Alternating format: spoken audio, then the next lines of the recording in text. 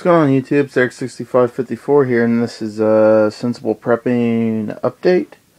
This is weeks basically 17, I think, through 28.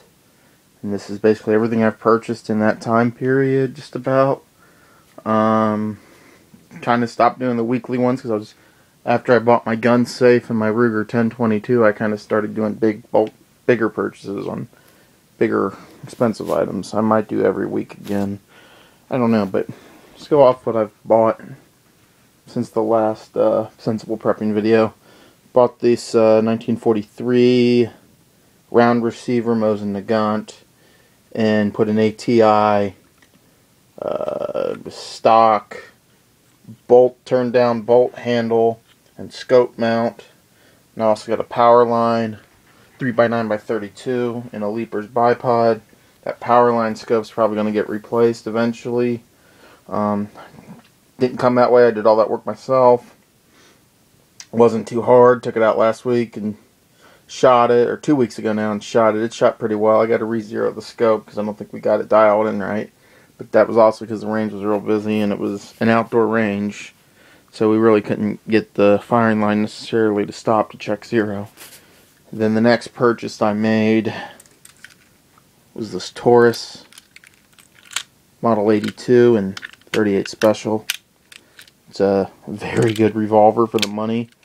I paid right around $200 for it. Shoots pretty well. It's good, cheap. It's basically a copy of a Smith & Wesson Model 10. It's got the lanyard ring on it. It's a good sturdy gun. I also got, when I bought it, 2 of these HKS loaders.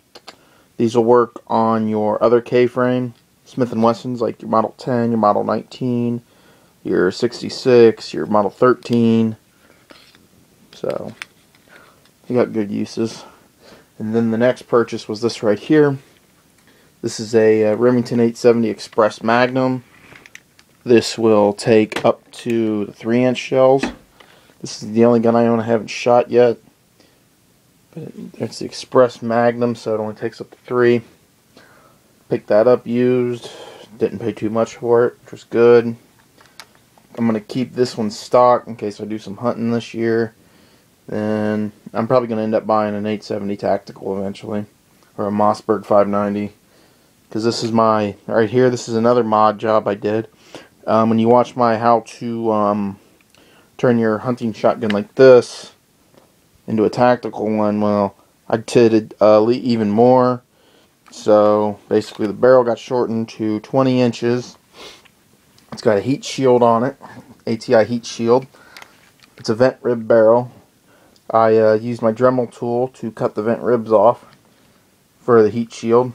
It's got one of the, I forget what this piece is called, but it's the clamp.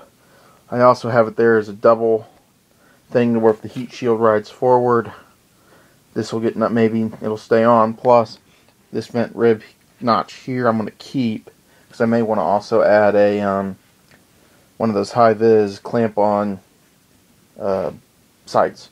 Of course, you're not really going to get a cheek weld with it.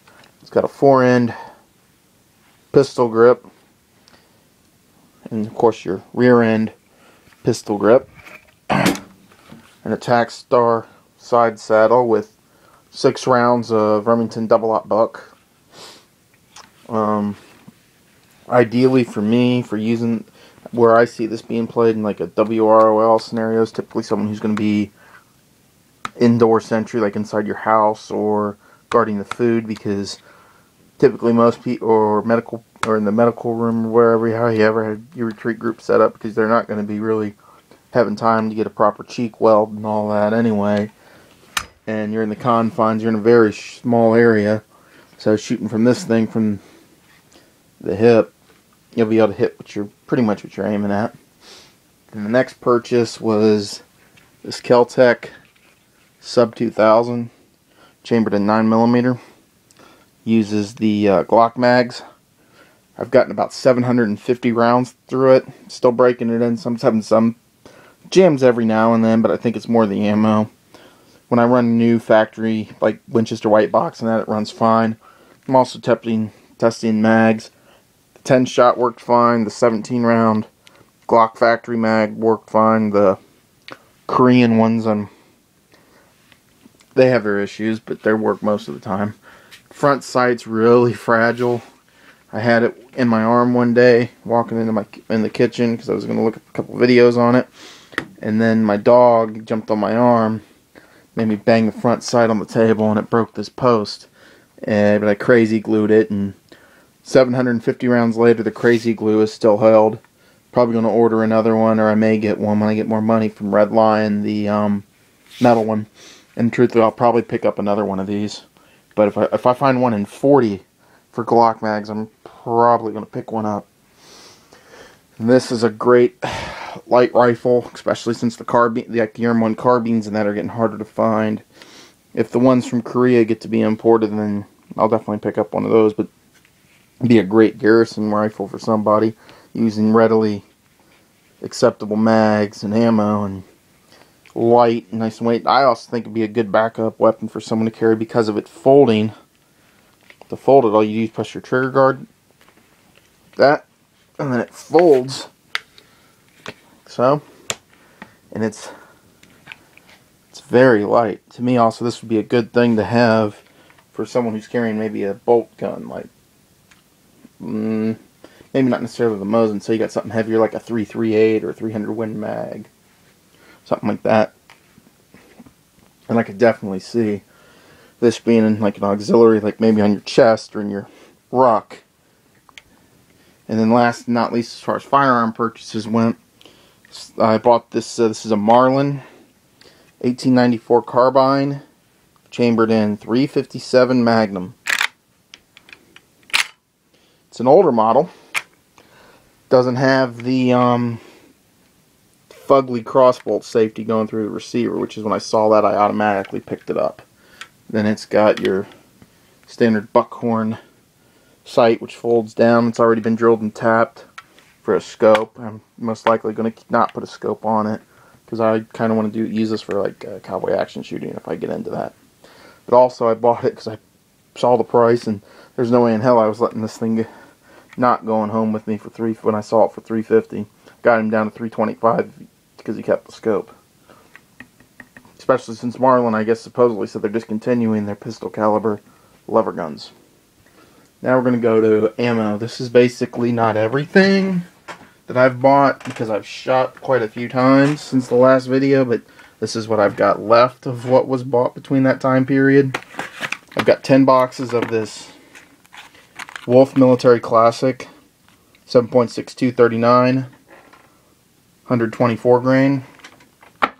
3 boxes of the Federal Target Loads 12 gauge 2 3/4 7.5 shot, and half a bulk pack of this 550 round Federal. This worked well in both the Ruger 1022 of mine. Of course, the Butler Creek polymer feedlet mag is fucking garbage. I couldn't get one round to feed, and it worked well in the Ruger Mark III that was my buddy's. And then this is what's left of a 440 round can of 7.62 54R Russian surplus. There's 320 rounds here, and probably gonna get more of this. I was gonna be done. I thought I was gonna be done with Tula 40 caliber because of I like this, like the Prevy Partisan in that. But when I went shooting last, aim's been out of the Prevy Partisan 40. So and I decided I want a couple extra rounds for the Glock that day, so I bought a couple boxes. And then my front sights came off somehow, but and I lost them. But I got replacements in the mail today. Put them on and got an extra like 200 rounds of 40. Then I got 3 boxes of the Wolf Performance ammo. 2 Military Classic, but they're just in Military Classic boxes because they're the 115 grain full metal jacket, same as this. And then I got 3 boxes of the Prevy Partisan 38 Special lead brown nose, 1 box of the Federal 38 Special 158 grain lead round nose, and then 4 boxes of Aguila semi-jacketed hollow points, 158 grain 38 special. And then for defense ammo for the Taurus, I have a box of Winchester PDX-1 Defenders, 38 special plus P, 130 grain. As far as the gun is not stamped plus P, but I wouldn't worry about it because it's a heavy barrel. It's not a pencil barrel, and it's also made in the 80s. And I don't think South America was using plus P when they had these, whatever department or country they came from. Because these did come, they said on the market, these are South American police trade-ins. And if you look, let's see if I can get this on camera in the light. Yeah, okay, if you can see right here, that looks like where they ground off whatever symbol was there. And these revolvers, now that they hit the market for like $200, I'm probably picking up another one because I'd rather have a pistol like this for my 5.10 program than a Hi-Point. Just because I know this is going to work better than that Hi-Point, and people typically who you'd be issuing arms to who don't have them, they may be more conscript type people, and this is much simpler for them to use and simpler to maintain. Same thing with the Mosins. Mosins in my area have jumped up to, like this, when I bought it in December from Dunham's, it was $80 on sale. Now when they have them on sale, it jumped up $10. So probably going to pick another one up next time they have a sale on them for $90. That way I have another Mosin in the cabinet. Because I want to do another, like, after I saw a certain video to make in here your bolt rock, and I maybe want to turn one into a scout rifle. So thinking I may get another Mosin too to work on some stuff to try another project. The only thing that I didn't get out because it's in my car is the knife I got for Christmas. It's a SOG Trident folder, and I keep that in my car. It's a really good knife. And my Cold Steel Lawman, I beat the hell out of it, but this thing just works like a fucking champ. Anyway, it's Sensible Prepping update. Eric6554 here, and I'm out.